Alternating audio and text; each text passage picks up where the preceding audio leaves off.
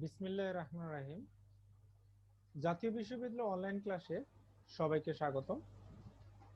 করোনাকালীন শিক্ষা কার্যক্রম চলমান রাখার স্বার্থে জাতীয় বিশ্ববিদ্যালয়ের উদ্যোগে অনলাইন ক্লাসে সংযুক্ত হতে পেরে আমি আনন্দিত। প্রিয় শিক্ষার্থী, করোনাকালীন এই সময়ে সবাইকে স্বাস্থ্যবিধি মেনে চলার আহ্বান জানাচ্ছি।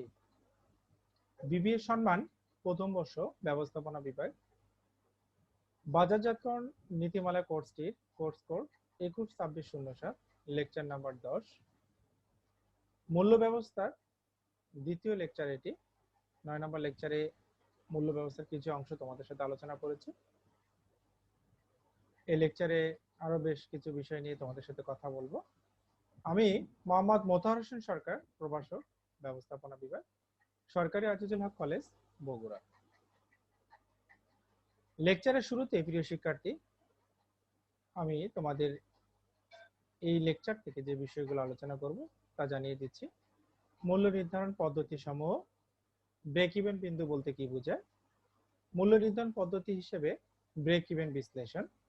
মূল্য নির্ধারণ কৌশল কি? নতুন পণ্যের মূল্য নির্ধারণ কৌশল বর্ণনা করো। বাজার শর্তলা মূল্য নির্ধারণ ও বাজার প্রবেশ ভিত্তিক মূল্য নির্ধারণের মধ্যে পার্থক্য। পণ্য মিশ্রণ মূল্য নির্ধারণ কৌশল। মূল্য সমন্বয় কৌশল। তো শুরুতেই মূল্য নির্ধারণ পদ্ধতি সমূহ নিয়ে আমি তোমাদের সাথে আলোচনা করছি।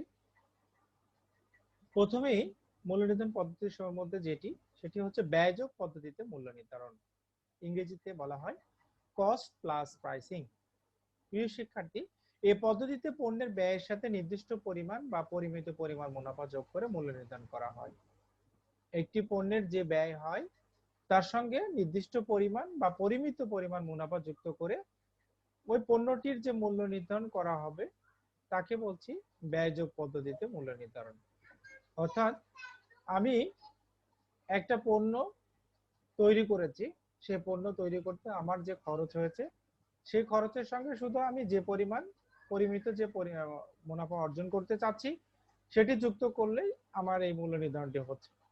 আমি তোমাদের সামনে উদাহরণস্বরূপ একটি তথ্য তুলে ধরছি যে একটি টুথপেস্টের উৎপাদন ব্যয় 25 টাকা, বাজারজাতকরণ ব্যয় 5 টাকা এবং কোম্পানি প্রতিটি টুথপেস্ট থেকে 2 টাকা মুনাফা অর্জন করতে যাচ্ছে।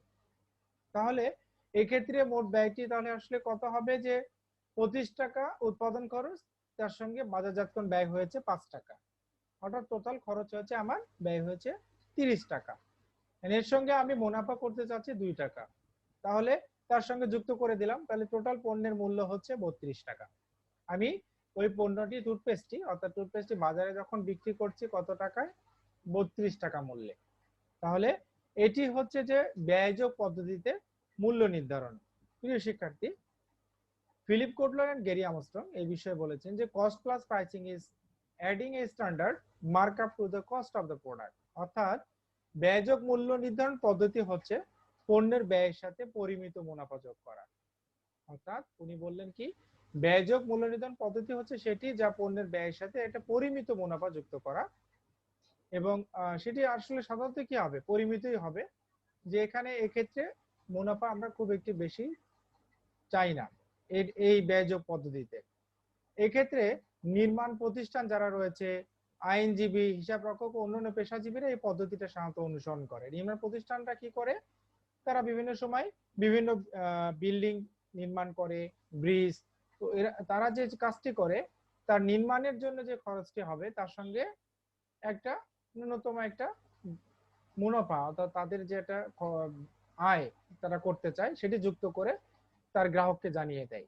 আইনজীবী ঠিক এরকম, যে আমি হয়তো অনেক সময় কি হলো, আইনজীবীর সহায়তা নিলাম কোর্টে কোনো একটি মামলা পরিচালনার ক্ষেত্রে, তার যে এই মামলা বা অন্যান্য বিষয়গুলোতে ক্ষেত্রে তার যে খরচটি হবে তার সঙ্গে উনি একটি পরিমিত মুনাফা যুক্ত করে তার গ্রাহককে দিয়ে দিচ্ছেন। এটি হচ্ছে আসলে ব্যয়যোগ পদ্ধতিতে মূল্য নির্ধারণের। হিসাব রক্ষক এই কাজটি করছেন, পাশাপাশি অন্যান্য পেশাজীবী যারা রয়েছেন তারাও এই কাজটি করছেন। তাহলে এটি আসলে অত্যন্ত সহজ বলে এই পদ্ধতিটা সবার কাছে বেশি জনপ্রিয়, কারণ এটি খুবই সহজ। আমার ব্যয় যা হয়েছে তার সঙ্গে আমি পরিমিত মুনাফা যা যুক্ত করতে যাচ্ছি সেটাকে যুক্ত করলে আমার পণ্যের মূল্য নির্ধারণ করা সম্ভব হচ্ছে। এটি গেল হচ্ছে ব্যয়যোগ পদ্ধতিতে মূল্য নির্ধারণ। প্রিয় শিক্ষার্থী, এবারে আসি যে ভ্যালু ভিত্তিক মূল্য নির্ধারণ কোনটি। ইংরেজিতে যাকে বলা হয় ভ্যালু বেসড প্রাইসিং। এক্ষেত্রে যেটি বলা হলো যে ভ্যালু ভিত্তিক মূল্য নির্ধারণ কৌশলে ভোক্তার দৃষ্টিতে পণ্যটি কতটুকু গুরুত্বপূর্ণ বা ভোক্তা পণ্যকে কিভাবে দেখছে তার ভিত্তিতে পণ্য মূল্য নির্ধারণ করা হয়। অর্থাৎ ভোক্তার দৃষ্টিতে পণ্যটা, আমি যে পণ্যটি বাজারে এনেছি সেটি কতটুকু গুরুত্বপূর্ণ এবং ভোক্তা পণ্যকে কিভাবে দেখছে। তার মানে এখানে আমার পণ্যের যে ব্যয় হয়েছে সেটি কিন্তু মুখ্য বিষয় নয়। ভোক্তার পারসেপশন বা ভোক্তা তার দৃষ্টিতে এই পণ্যটিকে কতটুকু গুরুত্বের সাথে দেখছে এবং সে পণ্যটাকে কিভাবে সে গ্রহণ করতে চাচ্ছে বা কিভাবে নিচ্ছে, সে তার উপর ভিত্তি করে আমাকে এই পণ্যের মূল্য নির্ধারণ করতে হচ্ছে। এই প্রসঙ্গে Philip Kotler and Gary Armstrong বলেন, value based pricing is setting price based on buyer's perception of value rather than on the seller's cost. অর্থাৎ ভ্যালু ভিত্তিক মূল্য নির্ধারণ হচ্ছে বিক্রেতার খরচের পরিবর্তে ভ্যালু সম্পর্কে ক্রেতার প্রত্যক্ষণের ভিত্তিতে মূল্য নির্ধারণ। উনি বললেন কি, ভ্যালু ভিত্তিক মূল্য নির্ধারণ হচ্ছে সেটি যা বিক্রেতার খরচের পরিবর্তে ভ্যালু সম্পর্কে ক্রেতার প্রত্যক্ষণের ভিত্তিতে মূল্য নির্ধারণ করা হয়। বিক্রেতার কত খরচ হয়েছে এটি মূল বিষয় নয়, কিন্তু ভ্যালু সম্পর্কে, অর্থাৎ ওই পণ্যের ভ্যালু সম্পর্কে ক্রেতার প্রত্যক্ষণটা কি তার উপর ভিত্তি করে যখন আমি পণ্যের মূল্য নির্ধারণ করছি তখন আমি তাকে বলছি যে ভ্যালু ভিত্তিক মূল্য নির্ধারণ। প্রিয় শিক্ষার্থী, আমি একটু উদাহরণ তোমাদের সামনে তুলে ধরছি। যেমন চা তৈরিতে ব্যয় যাই হোক না কেন, ঢাকা শহরের ফুটপাতে চায়ের দাম একরকম, এখানে যদি উদাহরণস্বরূপ যদি এখানে 1 টাকা হয়, শাহবাগের মৌলিতে হবে 3 টাকা, এলিফ্যান্ট রোডে কফি হাউসে 5 টাকা। আবার আমি যদি বসুন্ধরা সিটিতে যাই সেখানে 40 থেকে 50 টাকা, যমুনা ফিউচার পার্কে গেলে সেখানে আরেকটু বেশি। তার মানে ক্রেতা আমার পণ্যটিকে কিভাবে দেখছে, কোন জায়গাটিতে তার গুরুত্বটাকে কিভাবে দেখছে, অর্থাৎ এই পণ্যের প্রতি তার গুরুত্বটা কেমন, তার উপর ভিত্তি করে আমার এই পণ্যের মূল্যকে নির্ধারণ করতে হচ্ছে। সে আর এই পণ্যের গুরুত্বের উপর ভিত্তি করে বা ভোক্তা পণ্যকে যেভাবে দেখছে এর উপর ভিত্তি করে পণ্যের মূল্য যে নির্ধারণ করা হচ্ছে তাকে আমরা বলছি ভ্যালু ভিত্তিক মূল্য নির্ধারণ। এবারে প্রিয় শিক্ষার্থী, আরেকটি হচ্ছে প্রতিযোগিতা ভিত্তিক মূল্য নির্ধারণ, কম্পিটিশন বেসড প্রাইসিং। ভোক্তারা অনেক সময় কি করে, কোম্পানির পণ্য মূল্যকে প্রতিযোগী সমজাতীয় পণ্যের মূল্যের সাথে তুলনা করে। তারা কি করছে যে ভোক্তারা অনেক সময় কি করছে যে তারা চিন্তা করছে আমার এই দোকানে যে জিনিসটি আমি পাচ্ছি তার পাশের দোকানে দেখি আমি একটু খোঁজ করি সমজাতীয় পণ্য এটি মূল্যটি কি রকম। দেখা গেল একটি দোকানের পণ্যের মূল্য কম আরেকটাতে বেশি, তার মানে এখানে ভোক্তা সবসময় কি করছে, কোম্পানির এই যে সমজাতীয় পণ্যটি রয়েছে প্রতিযোগী যারা রয়েছে তাদের সাথে এই সমজাতীয় পণ্যের সাথে তুলনা করছে। এখন এই পণ্যের মূল্য নির্ধারণের ক্ষেত্রে যদি আমি ওই প্রতিযোগীদের কথা গুরুত্ব আরোপ না করে পণ্যের মূল্য নির্ধারণ করি তাহলে সেক্ষেত্রে ভোক্তা কি হবে, পণ্য সম্পর্কে একটি খারাপ ধারণা হবে। এই কারণে কি করছে যে প্রতিযোগিতা ভিত্তিক মূল্য নির্ধারণের ক্ষেত্রে কি করা হলো, সমজাতীয় পণ্যের মূল্যের সাথে তুলনা করে এই কোম্পানি এই ধরনের মূল্য নির্ধারণ করে থাকে এবং এই পদ্ধতি প্রতিযোগীদের সাথে সামঞ্জস্য রেখে পণ্যের মূল্য নির্ধারণ করা হয় দেখে এখানে বলা হচ্ছে যে এটাকে বলা হচ্ছে প্রতিযোগিতা ভিত্তিক মূল্য নির্ধারণ। প্রিয় শিক্ষার্থী, এই প্রসঙ্গে ফিলিপ কোটলার এবং গেরি আমস্ট্রং বলেন, competition based pricing is setting prices based on the prices that competitor charge for similar product. অর্থাৎ প্রতিযোগিতা ভিত্তিক মূল্য নির্ধারণ হচ্ছে প্রতিযোগীরা যারা রয়েছে একই পণ্যের কত মূল্য আদায় করে তার ভিত্তিতে মূল্য নির্ধারণ করা। অর্থাৎ এক প্রতিযোগী যারা রয়েছে একই পণ্যের কত মূল্য তারা আদায় করছে, অর্থাৎ কি পরিমাণ মূল্য তারা তার পণ্যের সাথে যুক্ত করছে সেটার উপর ভিত্তি করে আমাকে এই পণ্যের মূল্য নির্ধারণ করতে হবে। এক্ষেত্রে দুভাবে এই পণ্য মূল্য নির্ধারণ করা যায়, সেটা হচ্ছে যে প্রতিযোগিতাদের ক্ষেত্রে আমরা প্রতিযোগীর ক্ষেত্রে কিভাবে দেখছি সেটা একটা বিষয়, আবার প্রতিযোগী প্রতিষ্ঠান ছাড়াও ব্যক্তি হতে পারে সেটাও একটা বিষয়। তার মানে প্রতিযোগিতা ভিত্তিক মূল্য নির্ধারণের ক্ষেত্রে সবসময় মাথায় রাখতে হবে ভোক্তারা অনেক সময় কি করছে, তারা কোম্পানির ওই পণ্য মূল্যকে সমজাতীয় পণ্যের মূল্যের সাথে তুলনা করছে, আরেকটা কোম্পানির সাথে দেখছে যে একই পণ্য যেহেতু তাহলে এখানকার দাম কত, সেটার উপর ভিত্তি করে প্রতিযোগী যারা রয়েছে তাদের উপর সেই পণ্যের মূল্যের সাথে সামঞ্জস্য রেখে এই মূল্যটিকে নির্ধারণ করতে হচ্ছে। প্রিয় শিক্ষার্থী, এবারে তোমাদের সাথে যে বিষয়টি নিয়ে কথা বলবো সেটা হলো ব্রেক ইভেন বিন্দু বলতে কি বোঝায়। ব্যয়ভিত্তিক মূল্য নির্ধারণের একটু আগে তোমাদের সাথে আমি আলোচনা করেছি, সেই ব্যয়ভিত্তিক মূল্য নির্ধারণে কিন্তু একটা অন্যতম পদ্ধতি হচ্ছে ব্রেক ইভেন বিশ্লেষণ। তো এই পদ্ধতিতে যে ব্রেক ইভেন বিন্দুর উপর ভিত্তি করে মূল্য নির্ধারণ করা হয়, অর্থাৎ এই যে ব্যয়ভিত্তিক মূল্য নির্ধারণের কথা আমরা বলেছি, তার হচ্ছে যে এই বিন্দুর উপর ভিত্তি করে আসলে ব্রেক ইভেন বিন্দুর উপর ভিত্তি করে এই মূল্যটা নির্ধারণ করা হয়। আমি ব্যয়ভিত্তিক মূল্য নির্ধারণের একটা বিষয় আগে আলোচনা করেছিলাম, যেটি হচ্ছে যে কি, যে সাধারণত পরিমিত মুনাফা যুক্ত করে, অর্থাৎ আমার ব্যয়ের সঙ্গে পরিমিত মুনাফা আমি যুক্ত করে যে মূল্য নির্ধারণ করছি সেটাকে আমরা বলছি ব্যয়ভিত্তিক মূল্য নির্ধারণ। ঠিক এক্ষেত্রে আরেকটি বিষয় কি, যে ব্রেক ইভেন বিন্দুর উপর ভিত্তি করে যে মূল্য নির্ধারণ করা হচ্ছে এটিকে আমরা বলছি ব্রেক ইভেন বিন্দু। এখন এই বিন্দুতে যে বিষয়টি কি হচ্ছে, যে পণ্য উৎপাদন ব্যয় পণ্য থেকে বিক্রয়লব্ধ আয়ের সমান হয়, অর্থাৎ পণ্যের যে আমার উৎপাদন ব্যয় হয়েছে এবং পণ্য থেকে যে বিক্রয়লব্ধ আয় হয়েছে দুটি সমান হবে, এবং সেই বিন্দুটি হচ্ছে আসলে ব্রেক ইভেন বিন্দু। আর এই ব্রেক ইভেন বিন্দুর উপর ভিত্তি করেও মূল্য নির্ধারণ করা হয়, সেটি ব্যয়ভিত্তিক মূল্য নির্ধারণের একটি পদ্ধতি।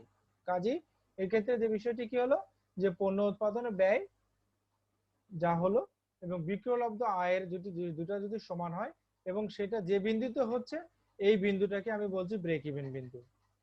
প্রিয় শিক্ষার্থী, এখানে কতিপয় জনপ্রিয় যারা রয়েছেন মনীষী তাদের সংজ্ঞা আমি তুলে ধরছি। স্টিফেন জি স্কিনার বলেন, ব্রেক ইভেন বিন্দু হচ্ছে এমন একটি বিন্দু যেখানে কোনো পণ্যের উৎপাদন ব্যয় উক্ত পণ্য বিক্রয় হতে অর্জিত আয়ের সমান। তার মানে উনি বললেন কি, ব্রেক ইভেন বিন্দু হচ্ছে এমন একটি বিন্দু যেখানে কোনো পণ্যের উৎপাদন ব্যয় এবং উক্ত পণ্য হতে অর্জিত আয়, আমি যে পণ্যটি উৎপাদনে ব্যয় হয়েছে এবং সেখান থেকে সেই পণ্য বিক্রয় করে আমার যে অর্জিত আয় হয়েছে দুটি যদি আমার সমান হয় তাহলে সেই বিন্দুকে বলছি আমি ব্রেক ইভেন বিন্দু। জিকবাঙ্ক এন্ড ডি অ্যামিকো বলেন, ব্রেক ইভেন বিন্দু হচ্ছে এমন একটি বিন্দু যেখানে কোনো পণ্যের উৎপাদন ব্যয় ও পণ্যের বিক্রয়লব্ধ আয়ের সমান। ঠিক একই কথা, যে ব্রেক ইভেন বিন্দু হচ্ছে এমন একটা বিন্দু যা পণ্যের উৎপাদন ব্যয় এবং পণ্যের বিক্রয়লব্ধ আয়ের সমান। ঠিক একই কথা প্রাইড অ্যান্ড ফেরিয়াল উনি বলেছেন যে ব্রেক ইভেন বিন্দু হচ্ছে এমন একটি বিন্দু যেখানে কোনো পণ্যের উৎপাদন ব্যয় এবং ওই পণ্যের বিক্রয়লব্ধ আয়ের সমান হয়। এখানে একটি বিষয় স্পষ্ট, যে ব্রেক ইভেন বিন্দু হচ্ছে সেই বিন্দু যেখানে পণ্য উৎপাদনের ব্যয় এবং বিক্রয়লব্ধ আয়, অর্থাৎ পণ্যটিকে বিক্রয় করে যে আমার ব্যয় আয় হয়েছে এই দুইটাই সমান হবে, এই এই বিন্দুটাকে বলছি আমি ব্রেক ইভেন বিন্দু। এখন এই যে ব্রেক ইভেন বিন্দুর কথা বললাম, এই ব্রেক ইভেন বিন্দুটাকে আমরা কিভাবে বিশ্লেষণ করতে পারি, অর্থাৎ মূল্য নির্ধারণ পদ্ধতি হিসেবে ব্রেক ইভেন বিশ্লেষণ কিভাবে করা যেতে পারে। ব্যয়ভিত্তিক মূল্য নির্ধারণের আমরা জানি যে একটা অন্যতম পদ্ধতি হচ্ছে এই ব্রেক ইভেন বিশ্লেষণ, এবং এই পদ্ধতির মাধ্যমে এমন উৎপাদন এবং বিক্রয় পরিমাণ নির্ধারণ করা হয় যেখানে মোট আয় ও মোট ব্যয়ের পরিমাণ সাধারণত কি হয়, সমান হয়। প্রিয় শিক্ষার্থী, এখানে যে ব্রেক ইভেন পরিমাণ পণ্য উৎপাদন ও বিক্রয় করলে প্রতিষ্ঠানের মোট আয় ও মোট ব্যয় সমান হবে এবং প্রত্যাশিত মুনাফা অর্জিত হবে, সেটি আসলে কি হচ্ছে, ব্রেক ইভেন বিন্দু। তো আমি এই ব্রেক ইভেন বিন্দু বিশ্লেষণ নিম্নে তোমাদের সামনে তুলে ধরছি, যে কিভাবে একটি কোম্পানির ব্রেক ইভেন বিশ্লেষণ করা যায়। ধরো একজন উৎপাদক ব্যবসায় সে হচ্ছে কি করছে, যে তার 10 লক্ষ টাকা সে বিনিয়োগ করছে এবং 2% বা তার হচ্ছে কি করছে, 20 লক্ষ টাকা সে মুনাফা অর্জন করতে চায়, অর্থাৎ 20% তিনি মুনাফা অর্জন করতে চায়। কোথা থেকে, তিনি এখানে 10 লক্ষ টাকা বিনিয়োগ করে। এই যে বিষয়টি, এখানে স্থায়ী ব্যয় রয়েছে কত, যেখানে স্থায়ী ব্যয়ের কথা বলা হয়েছে 3 লক্ষ টাকা, পরিবর্তনশীল ব্যয় সেটা বলা হয়েছে 10 টাকা, প্রত্যাশিত বিক্রয়ের পরিমাণ 50,000 টাকা। প্রিয় শিক্ষার্থী, যে স্থায়ী ব্যয়, পরিবর্তনশীল ব্যয় এবং প্রত্যাশিত বিক্রয় পরিমাণ আমরা দেওয়া হয়েছে। এখন এই জায়গা থেকে আমাকে কি করতে হবে, যে ব্রেক ইভেন বিন্দু আমি কিভাবে বিশ্লেষণ করতে পারি সেটি আমি তোমাদের সামনে তুলে ধরছি। তো প্রথমেই যে এই অবস্থায় কি করতে পারি, আমরা প্রথমে কি করব, একক প্রতি উৎপাদন ব্যয় আমাকে বের করে নিতে হবে। তাহলে একক প্রতি ব্যয় উৎপাদন যদি আমি করতে চাই তাহলে আমার যে কাজটি করতে হবে, এখানে একক প্রতি পরিবর্তনশীল ব্যয়, সাধারণত পরিবর্তনশীল ব্যয়গুলো কি হয়, বিভিন্ন সময় পরিবর্তিত হতে পারে, যে ভেরিয়েবল কস্ট ইংরেজিতে যাকে বলা হয়, যোগ মোট স্থায়ী ব্যয় বা ফিক্সড কস্ট ভাগ হচ্ছে কি মোট বিক্রয় পরিমাণ। এখানে আমার কিন্তু পরিবর্তনশীল ব্যয় দেওয়া আছে 10 টাকা, যোগ হলো 3 লক্ষ টাকা স্থায়ী ব্যয়, ভাগ হলো 50,000। তার মানে এখানে আমার যোগ বিয়োগ করে যেটি আসলে একক প্রতি উৎপাদন ব্যয় হচ্ছে আমার 16 টাকা। প্রিয় শিক্ষার্থী, এই আমার এখান থেকে কি বের হলো যে একক প্রতি যে আমার উৎপাদন ব্যয় সেটি আমি বের করে নিলাম 16 টাকা। এখন টার্গেট মুনাফা ভিত্তিক বিক্রয় মূল্য, অর্থাৎ আমার যে মুনাফা ভিত্তিক যে বিক্রয় মূল্য, আমার টার্গেট কিন্তু 20% বলেছি, তাহলে আমার কত হতে পারে সেটি আমাকে বের করে নিতে হবে। বিক্রয় মূল্য কত হবে? এখানে একক প্রতি উৎপাদন ব্যয় যোগ প্রত্যাশিত মুনাফা গুণন বিনিয়োগকৃত মূলধন ভাগ প্রত্যাশিত বিক্রয় পরিমাণ। আমার এখানে একক প্রতি উৎপাদন ব্যয় বের হয়েছে কত প্রিয় শিক্ষার্থী? 16 টাকা যোগ 20%, আমি বলেছি 20% গুণন হচ্ছে 10 লক্ষ আমার বিনিয়োগকৃত মূলধন, ভাগ হচ্ছে 50,000 একক আমার প্রত্যাশিত বিক্রয়ের পরিমাণ। তাহলে এখানে ক্যালকুলেশন করে যেটি আসলো টার্গেট মুনাফা ভিত্তিক আমার বিক্রয় মূল্য হবে 20 টাকা। এখানে ব্রেক ইভেন পরিমাণ আসলে কি হবে, যে আমার ব্রেক ইভেনের কি পরিমাণ, আমি ব্রেক ইভেন একক আমার উৎপাদন করলে এটা হতে পারে আমার আয়, মোট উৎপাদন, পণ্যের উৎপাদন ব্যয় এবং প্রত্যাশিত মুনাফা দুটি সমান হবে, সেটি একটু দেখি। যেখানে স্থায়ী ব্যয় ভাগ হলো একক প্রতি বিক্রয় মূল্য বিয়োগ একক প্রতি পরিবর্তনশীল ব্যয়। আমার স্থায়ী ব্যয় আগে কত ছিল, যা আছে তাই, 3 লক্ষ টাকা, ভাগ হলো 20 বিয়োগ 10, অর্থাৎ আমার 20 হচ্ছে কি টার্গেট মুনাফা ভিত্তিক বিক্রয় মূল্য 20 টাকা, আর একক প্রতি পরিবর্তনশীল ব্যয় হচ্ছে কত, 10 টাকা। তাহলে 3 লক্ষ ভাগ 10, এখানে মোট আসলে ব্রেক ইভেন পরিমাণ কত হচ্ছে, 30,000 একক। তাহলে এই 30,000 একক যদি আমি উৎপাদন করি, তাহলে আমার এখানে ব্রেক ইভেন বিন্দুটাকে আমি পেয়ে যাব, অর্থাৎ আমার যে উৎপাদন ব্যয় এবং আমার বিক্রয় লব্ধ যে আয় দুটি সমান হবে। তাহলে আমরা দেখি যে ব্রেক ইভেন বিন্দুতে মোট আয় কত হয়, একক প্রতি বিক্রয় মূল্য গুণন হচ্ছে ভারসাম্য বিক্রয় পরিমাণ। এই যে ভারসাম্য বিক্রয় কত পেলাম, 30,000 একক, আর একক প্রতি বিক্রয় মূল্য কত পেয়েছি, টার্গেট মুনাফা 20 টাকা। তাহলে 20 টাকা গুণন হচ্ছে 30,000 একক, টোটাল হচ্ছে আমার কত হচ্ছে, 6 লক্ষ টাকা। প্রিয় শিক্ষার্থী, দেখো তোমরা কি হলো, এখানে আমরা পেলাম এখানে যে 6 লক্ষ টাকা আমরা কোনটি পেলাম, যে ব্রেক ইভেন বিন্দুতে মোট আয়। এরপরে প্রিয় শিক্ষার্থী, যে ব্রেক ইভেন বিন্দুতে আসলে মোট ব্যয় আমার কত হচ্ছে, যেখানে মোট স্থায়ী ব্যয়, আমার মোট স্থায়ী ব্যয় যোগ একক প্রতি পরিবর্তনশীল ব্যয় গুণন হচ্ছে ভারসাম্য পরিমাণ। আমার মোট স্থায়ী ব্যয় যেটি হয়েছে সেটি লিখলাম 3 লক্ষ টাকা, যোগ হলো একক প্রতি পরিবর্তনশীল ব্যয় 10, গুণন হচ্ছে আমার ভারসাম্য পরিমাণ হচ্ছে 30,000 একক। তাহলে 3 লক্ষ যোগ হলো 3 লক্ষ, তাহলে 6 লক্ষ টাকা। তাহলে উপরোক্ত এখানেও কিন্তু ব্রেক ইভেন বিন্দুতে আমার যে মোট ব্যয়, আর প্রিয় শিক্ষার্থী আগে দেখো যে ব্রেক ইভেন বিন্দুতে মোট আয়, দুটি কিন্তু একই সমান, তাহলে 6 লক্ষ টাকা। তাহলে উপরোক্ত বিশ্লেষণ থেকে আমি যে বিষয়টি আমরা প্রতীয়মান হচ্ছে যে 20 টাকা মূল্য কোম্পানি যখন 30,000 একক পণ্য উৎপাদন ও বিক্রয় করবে, তখন মোট আয় ও মোট ব্যয়ের পরিমাণ সমান হবে, অর্থাৎ 6 লক্ষ টাকা হবে। আর উল্লেখ্য কোম্পানি যদি 30,000 এককের বেশি বিক্রয় করে তাহলে লাভ হবে, আর যদি কম করে এর চেয়ে উৎপাদন তাহলে লোকসান হবে। তাহলে এটি হচ্ছে ব্রেক ইভেন বিন্দু। তাহলে একটা কোম্পানি তার ব্যয়যোগ পদ্ধতিতে যখন ব্রেক ইভেন বিন্দু হিসেবে বিশ্লেষণ করবে, তখন এই বিষয়টির উপর সে বিশ্লেষণ করে তার উৎপাদন কাজে সে উৎপাদনটি করতে পারে। কারণ এখানে কিন্তু আমরা ব্রেক ইভেন বিন্দুতে দেখতে পাচ্ছি যে এই একক প্রতি যে পরিবর্তনশীল ব্যয় এখানে দেখানো হয়েছিল বা ভারসাম্য পরিমাণ যাই থাক না কেন, এখানে ব্রেক ইভেন বিন্দুতে মোট ব্যয় এবং আয় দুটি কিন্তু সমান। এবারে রেখাচিত্রের সাহায্যে আসলে আমরা বর্ণনা করতে পারি যে ব্রেক ইভেন বিন্দুটাকে আসলে আমরা কিভাবে এখানে বর্ণনা করা যেতে পারে। তার মানে ভারসাম্য বিন্দু হচ্ছে এমন একটি বিন্দু যেখানে মোট আয় ও মোট ব্যয়ের পরিমাণ সমান। আমরা একটু আগে তোমাদের সাথে কথা বলেছিলাম যে ভারসাম্য বিন্দু কোনটি, তার মানে ভারসাম্য বিন্দুর উপর ভিত্তি করেই মূল্য নির্ধারণকে আসলে ভারসাম্য বিন্দু মূল্য নির্ধারণ বলা হয়। এই প্রসঙ্গে যে ফিলিপ কোটে গেরি আর্মস্ট্রং বলেছেন যে পণ্য উৎপাদন ও বাজারজাতকরণ ব্যয়ের উপর ভিত্তি করেই এই ভারসাম্য বিন্দুতে মূল্য নির্ধারণ কিংবা প্রত্যাশিত মুনাফা অর্জনের জন্য মূল্য নির্ধারণকে ভারসাম্য মূল্য নির্ধারণ বলা হয়। তার মানে বিনিয়োগের উপর যুক্তিসঙ্গত মুনাফা অর্জিত হয় বলেই সরকারি সেবা প্রদানকারী প্রতিষ্ঠানগুলো এই পদ্ধতিগুলো মূল্য নির্ধারণ করে থাকে। তার মানে একটা বিষয়টিকে খেয়াল করতে হবে যে পণ্য উৎপাদন ও বাজারজাতকরণ ব্যয়ের উপর ভিত্তি করে কিন্তু ভারসাম্য বিন্দুতে মূল্য নির্ধারণ করা হয়। তো আমি তোমাদের সামনে এই রেখাচিত্রটি একটু এখানে প্রিয় শিক্ষার্থী তোমরা একটু দেখো যে চিত্রে দেখা যাচ্ছে যে মোট আয় ও মোট ব্যয় রেখা পরস্পরকে কি করেছে, যে 30,000 এককের বিন্দুতে ছেদ করেছে।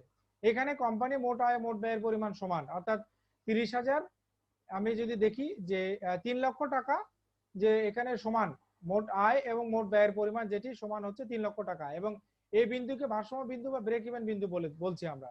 কোম্পানিকে মুনাফা অর্জনের লক্ষ্যে এই ভারসাম্য পরিমাণের চেয়ে বেশি বিক্রয় করতে হবে, এবং কোম্পানি যদি বিনিয়োগের উপর 20% বা 1 লক্ষ টাকা মুনাফা অর্জন করতে চায়, তাহলে তাকে একক প্রতি 10 টাকা হারে 50,000 একক, আর 5 লক্ষ টাকা বিক্রয় করতে হবে, যেখানে মোট ব্যয়ের পরিমাণ হবে 4 লক্ষ টাকা। অর্থাৎ এখানে রেখাচিত্রের সাহায্যে আমরা যেটি দেখিয়েছি তোমাদের প্রিয় শিক্ষার্থী, একটু খেয়াল করো যে এই বিষয়টি যে ভারসাম্য বিন্দু একটা কোম্পানি কত টাকা মুনাফা অর্জন করতে গেলে তাকে কি পরিমাণ ভারসাম্য বিন্দুতে কোন একক উৎপাদন করতে হবে, এটি হচ্ছে যে রেখাচিত্রের একটি বিষয়।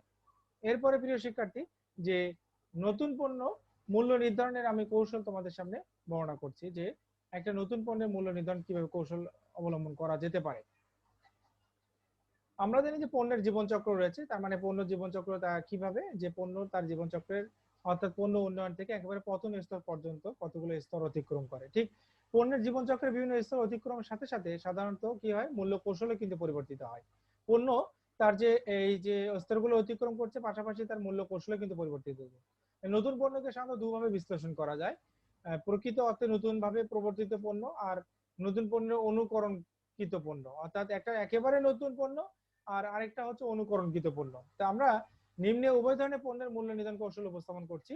প্রথমত হচ্ছে নতুন ভাবে প্রবর্তিত পণ্যের মূল্য নির্ধারণ কৌশল, সেখানে বাজারে শর্তলা মূল্য কৌশল, আর এটা হলো বাজারে প্রবেশের মূল্য কৌশল। আর আরেকটা হচ্ছে অনুকরণকৃত নতুন পণ্যের মূল্য নির্ধারণ কৌশল, সেটি হচ্ছে প্রিয় শিক্ষার্থী যে আমি যেটি বিষয়টি হচ্ছে যে অনুকরণকৃত নতুন পণ্যের মূল্য নির্ধারণ কৌশল। তাহলে একটু জেনে নেওয়া যাক যে এই বাজারের শর্তলা মূল্য কৌশলটি আসলে কি। অনেক প্রতিষ্ঠান নতুন পণ্য উদ্ভাবন করে এবং প্রাথমিকভাবে উচ্চ মূল্য নির্ধারণ করে বাজারের আয়ের সবটুকু তুলে নিতে চায়। অর্থাৎ একটা কোম্পানি নতুন পণ্য উদ্ভাবন করে যখন প্রাথমিকভাবে উচ্চ মূল্য নির্ধারণ করে এবং বাজারের আয়ের সবটুকু সে তুলে নিতে চায়, তখন সে পদ্ধতিকে বলা হচ্ছে বাজারের শর্তলা মূল্য কৌশল। এটি কিন্তু আসলে স্বল্পতম সময়ে অধিক মুনাফার প্রত্যাশায় প্রাথমিক পর্যায়ে উচ্চ মূল্য নির্ধারণ করে এবং বিক্রেতা কি করে, দীর্ঘ সময় ধরে মূল্য অনুসরণ করতে পারে কিংবা ক্রমান্বয়ে মূল্য হ্রাস করে নতুন নতুন বাজার অংশ থেকে আয় করে থাকে। অর্থাৎ স্বল্পতম সময়ে যদি অধিক মুনাফার প্রত্যাশা করা যায়, তাহলে সেক্ষেত্রে এই বাজারের শর্তলা মূল্য কৌশলটিকে অবলম্বন করা যায়। অর্থাৎ ক্রেতা কি, একজন প্রতিষ্ঠান কি করছে, নতুন পণ্য উদ্ভাবন করে প্রাথমিকভাবে উচ্চ মূল্য নির্ধারণ করলেন এবং সে বাজারের সবটুকু আয় তিনি তুলে নিলেন। এরপরে যেটি রয়েছে বাজারে প্রবেশের মূল্য কৌশল। এক্ষেত্রে কি হলো, যে উচ্চ মূল্য ধার্য করে শর্তলার পরিবর্তে অনেক প্রতিষ্ঠান পণ্যের প্রাথমিক পর্যায়ে বাজারের গভীরে দ্রুত প্রবেশের জন্য কম মূল্য ধার্য করে। অর্থাৎ উচ্চ মূল্য ধার্য করার পরে শর্তলার পরিবর্তে, আগে যেমন ছিল শর্তলা, এখন এর পরিবর্তে অনেক প্রতিষ্ঠান পণ্যের প্রাথমিক পর্যায়ে বাজারের গভীরে দ্রুত প্রবেশের জন্য কম মূল্য ধার্য করছে এবং দ্রুত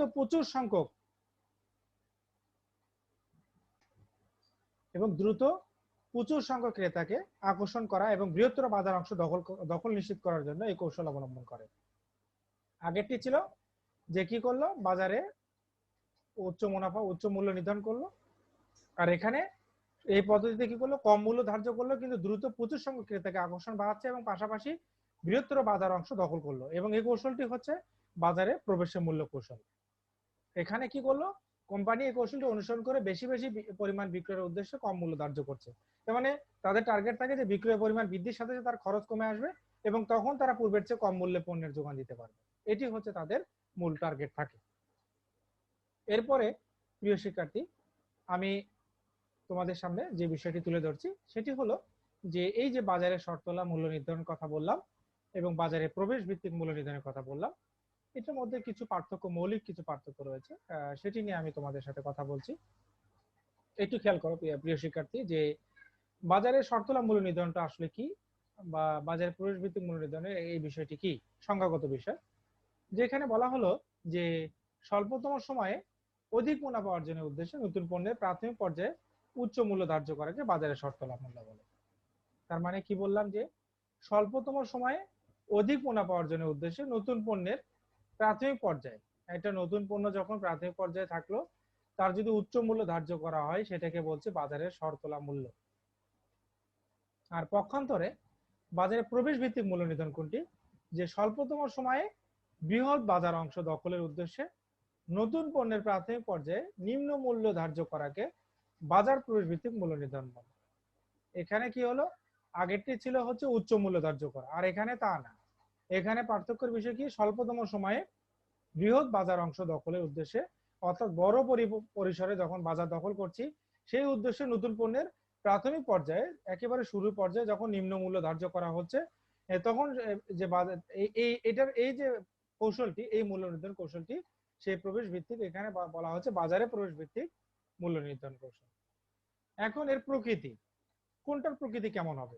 বাজার শর্তলা মূল্য নির্ধারণের প্রকৃতি কেমন হবে, বাজার প্রবেশ ভিত্তিক মূল্য নির্ধারণের কৌশল সেক্ষেত্রে প্রকৃতিটা কেমন হবে? এই কৌশলে পণ্যের উচ্চ মূল্য ধার্য করা হয়, এর প্রকৃতিটা হচ্ছে উচ্চ মূল্য। আর পক্ষান্তরে এর কৌশলটি হচ্ছে পণ্যের নিম্ন মূল্য ধার্য করা। আচ্ছা, এখন প্রিয় শিক্ষার্থী, উদ্দেশ্য আসলে বাজার শর্তলা মূল্য নির্ধারণের উৎস কোনটি? স্বল্পতম সময়ে অধিক মুনাফা অর্জন করা এর হচ্ছে উদ্দেশ্য। আর পক্ষান্তরে স্বল্পতম সময়ে বৃহৎ বাজার অংশ দখল করা হচ্ছে এই বাজারে প্রবেশ ভিত্তিক মূল্য নির্ধারণের উদ্দেশ্য। এবারে আসি যে প্রিয় শিক্ষার্থী, যে মেয়াদ, যে কোনটার মেয়াদ কেমন হতে পারে, যে বাজারে শর্তলা মূল্য নির্ধারণের মেয়াদটা কিরকম হবে, আর বাজারে প্রবেশ ভিত্তিক মূল্য নির্ধারণের মেয়াদ কিরকম হতে পারে। এটি সাধারণত কি হচ্ছে, স্বল্প মেয়াদী মূল্য নির্ধারণ কৌশল। আমরা জানি যে যখন উচ্চ মূল্য ধারণ করা হয় একটা পণ্যের, যখন আমরা উচ্চ মূল্য প্রাথমিক পর্যায়ে যখন পণ্যটি বাজারে আসে সেটি উচ্চ মূল্য ধার্য করা হলো, কিন্তু যখন এই পণ্যটি উচ্চ মূল্য ধার্য করার পরপরই সে কিন্তু যা মুনাফা অর্জন করা সেটি কিন্তু করে ফেললো। এখন তার কিন্তু ওই সময় পরবর্তীতে কিন্তু বিকল্প প্রতিযোগী পণ্য চলে আসবে, কাজেই তখন কিন্তু সে উচ্চ মূল্য রাখতে পারবে না, তাকে যে কোনো সময় মূল্যটাকে পরিবর্তন করতে হবে।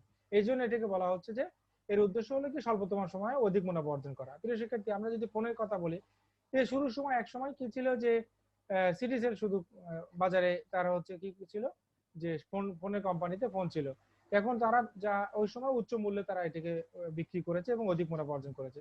পরবর্তীতে আরো অনেক ফোন আমরা দেখতে পাচ্ছি, এটি কিন্তু একটি বিষয়।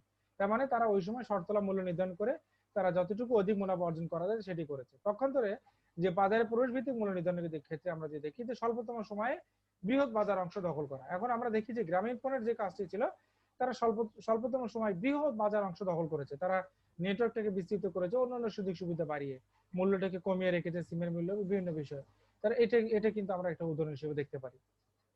এবারে মেয়াদের ক্ষেত্রে আমরা যদি দেখি যে সাধারণত যে বাজারে শর্তলা মূল্য নির্ধারণটি এটি একটি স্বল্প মেয়াদী মূল্য নির্ধারণ কৌশল, আর পক্ষান্তরে যে এটি একটি দীর্ঘমেয়াদী মূল্য নির্ধারণ কৌশল। কোনটি? যে বাজারে প্রবেশ ভিত্তিক মূল্য নির্ধারণ কৌশল। এখন গ্রহণের ক্ষেত্রে যে এই কৌশল সমাজের উচ্চবিত্তদের জন্য গ্রহণ করা হয়। একটু খেয়াল করেন প্রিয় শিক্ষার্থী, যে এই যে কৌশলটি নিচ্ছে বাজারে শর্তলা মূল্য নির্ধারণ, এটি কিন্তু মাথায় রাখতে হবে যারা উচ্চবিত্তের রয়েছে সমাজে তাদের জন্য কিন্তু এই কৌশলটি গ্রহণ করা হয়। তার মানে বুঝতে হবে যে আমার এই পণ্যের ক্রেতা কারা, অর্থাৎ সমাজে উচ্চ শ্রেণীর যারা রয়েছে তারাই মূলত কিন্তু আমার এই পণ্যের ক্রেতা, অর্থাৎ তারা যেন উচ্চ মূল্যে পণ্যটি কিনতে পারে। পক্ষান্তরে এই কৌশলটি কিন্তু বাজারে প্রবেশ ভিত্তিক যে কৌশলটি রয়েছে সে সমাজের নিম্নবিত্তদের জন্য এটা গ্রহণ করা হয়।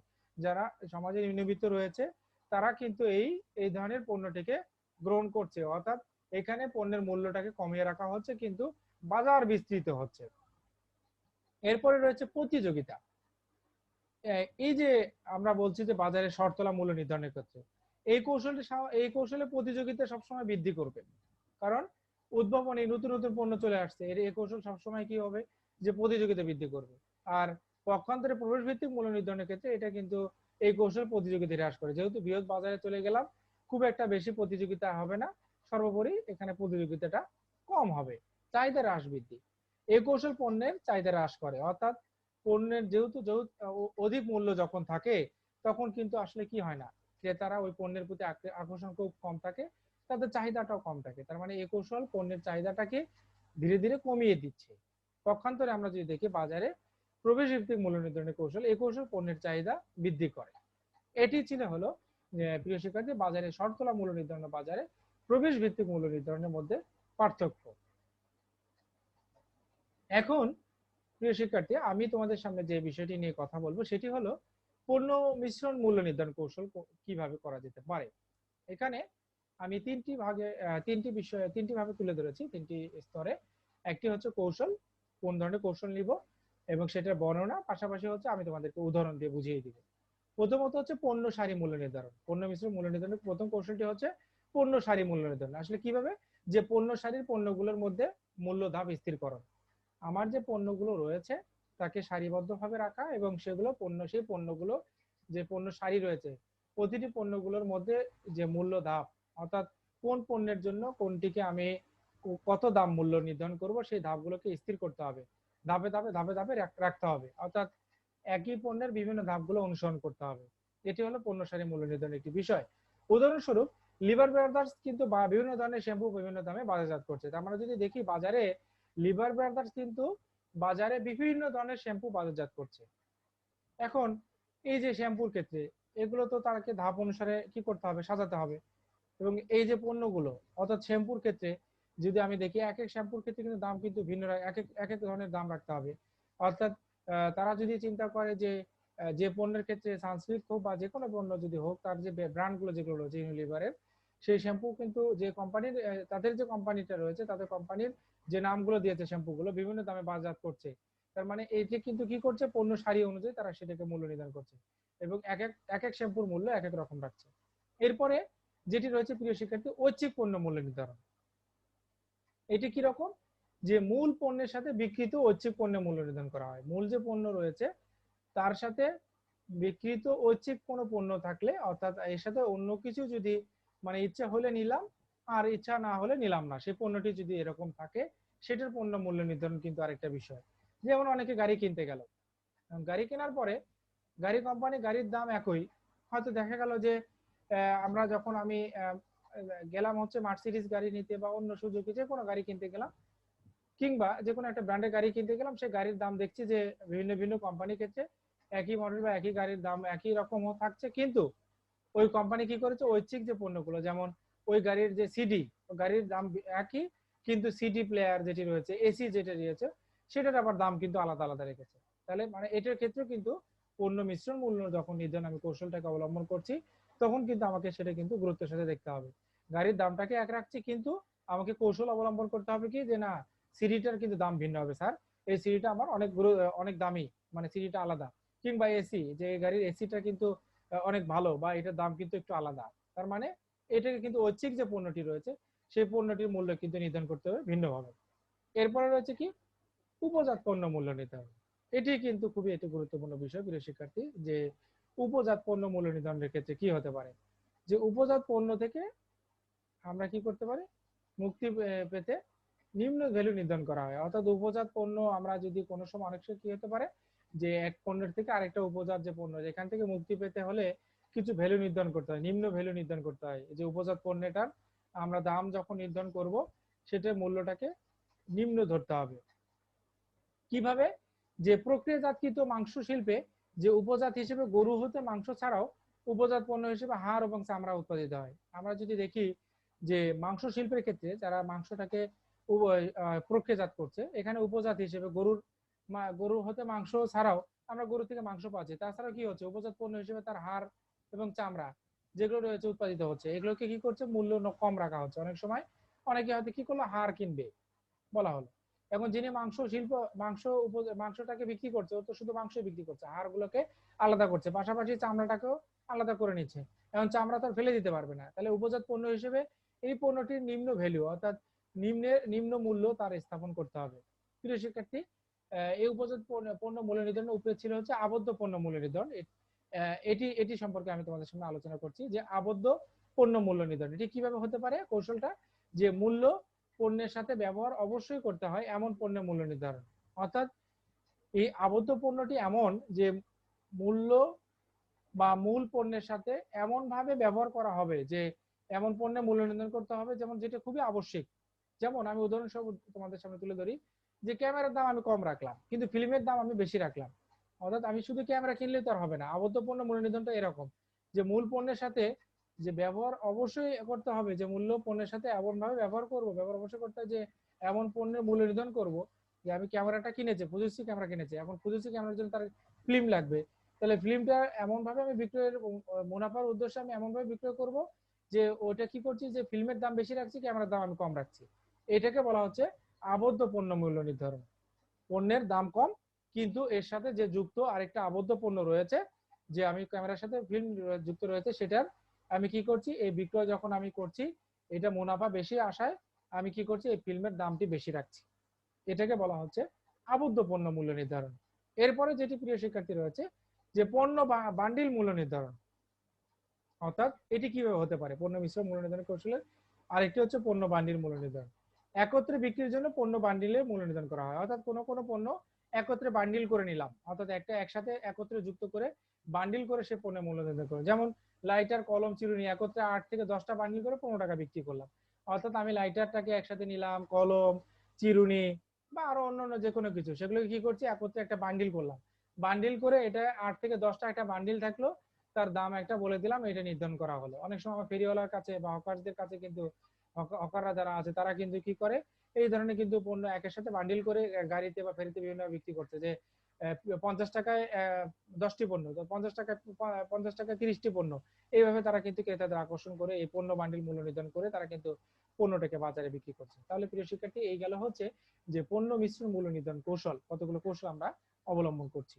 এবারে যেটি বিষয় প্রিয় শিক্ষার্থী আমি তোমাদের সামনে আলোচনা করব সেটা হলো যে মূল্য সমন্বয় কৌশল, যে কিভাবে মূল্য সমন্বয় কৌশলটাকে অবলম্বন করা যেতে পারে। যে প্রিয় শিক্ষার্থী যে বাট্রা এবং সুবিধাদি মূল্য নির্ধারণ, প্রথমত হচ্ছে যে কৌশল, প্রথম যে কৌশলটি হচ্ছে বাট্রা মানে ডিসকাউন্ট, ইংরেজিতে যেটাকে বলা হয় ডিসকাউন্ট, এবং সুবিধাদি মূল্য নির্ধারণ। এক নাম্বার মূল্য সমন্বয়। অনেক সময় কি হতে পারে মূল্য সমন্বয় করতে হতে পারে। আমি যে পণ্যের মূল্য এক ধরনের হয়তো একটা পণ্যের আমি অ্যাপেক্সের দেখে আসলাম যে 2600 টাকা একটা জুতার দাম, আমি একটা নতুন পণ্য বাজারে নিয়ে এসেছি, তো এখন একই পণ্য অনেক সময় কি হতে পারে মূল্য আমাকে সমন্বয় করতে হতে পারে, ওইটা পণ্য দেখে এসেছি, সেই মূল্য সমন্বয় কৌশল, কতগুলো কৌশল আমাকে অবলম্বন করতে হবে সেই কৌশলগুলো আমি তোমাদের সাথে কথা বলছি। প্রথম হলো বাট্টা এবং সুবিধাদি মূল্য নির্ধারণ, ক্রেতাদের তাৎক্ষণিক সুবিধা প্রদান অথবা পণ্যের প্রমোশনের উদ্দেশ্যে এই ধরনের মূল্য কৌশল গ্রহণ করা হয়। অর্থাৎ ক্রেতাদের তাৎক্ষণিক আমি যদি সুবিধা করে দিই, যেমন হচ্ছে বাট্টা বলে দিলাম যে আমার এই পণ্যের 50% ডিসকাউন্ট, অথবা তাৎক্ষণিক সুবিধা দিলাম বা পণ্যের কোনো প্রমোশন বললাম যে আজকে আপনি যদি আমার এই পণ্যটি নেন এর সাথে আপনি 2টা মোজা ফিরে পাবেন, জুতা কিনলাম, জুতা কিনলে আপনি 2টা মোজা পাবেন, এটা প্রমোশনমূলক কিছু উদ্দেশ্য। এই ধরনের যে এটাকে যেটা কৌশলটাকে বলা হচ্ছে মূল্য সমন্বয় কৌশল। এখন আমি যে বাট্রা বা সুবিধাদি যেটি দিচ্ছি পণ্যের সাথে, এখন পণ্যের মূল্য নির্ধারণ করা ছিল 2600 টাকা, এখন এই 2600 টাকা আমি বাট্রা দিয়ে ফেললাম, তো 2600 টাকা যদি আমি বাট্রা দেই তাহলে আমাকে কিন্তু মূল্য সমন্বয় করে দিতে হবে। আমার পণ্যের মূল্য যা সেখান থেকে আমি যদি বাট্রা দিই 50% মূল্য চলে আসে 1300 টাকা, তাহলে মূল্য সমন্বয় করে আমাকে তো আর লসে বিক্রি করা যাবে না, তাকে আমাকে চিন্তা করতে সমন্বয় যখন আমি করছি বা তাৎক্ষণিক সুবিধা আমি ক্রেতাদের যখন দিচ্ছি তখন আমাকে ওই পণ্যের অবশ্যই মুনাফা রেখে কিন্তু আমাকে সেই বাট্রা এবং সুবিধা দিয়ে মূল্য নির্ধারণ করতে হবে এবং মূল্য সমন্বয় ওইভাবে করতে হবে। কারণ আমি কখনোই কি করব না যে মূল্য যতই বাট্রা দিই বা সুবিধা দিয়ে মূল্য নির্ধারণ করি না কেন, সেক্ষেত্রে আমার পণ্যের মূল্য যা এবং আমার মুনাফা রেখে কিন্তু সেই কাজটি করতে হবে। এরপরে কি হলো বিভাজিত মূল্য নির্ধারণ, ক্রেতা পণ্য অথবা স্থানের সাথে মূল্যের সমন্বয়ের জন্য এই ধরনের মূল্য কৌশল গ্রহণ করা হয়, অর্থাৎ বিভাজন করে ক্রেতা পণ্য অথবা স্থান। কি রকম যে ক্রেতাকে আমরা যদি মনে করি যে ক্রেতাকে আকর্ষণ বাড়িয়ে মূল্য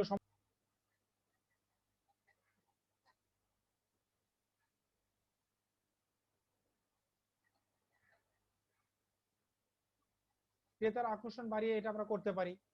তারপর কি হতে পারে প্রিয় শিক্ষার্থী যে পণ্যের অবস্থানটা কোথায় আছে সেটাকে দেখে আমরা করতে পারি।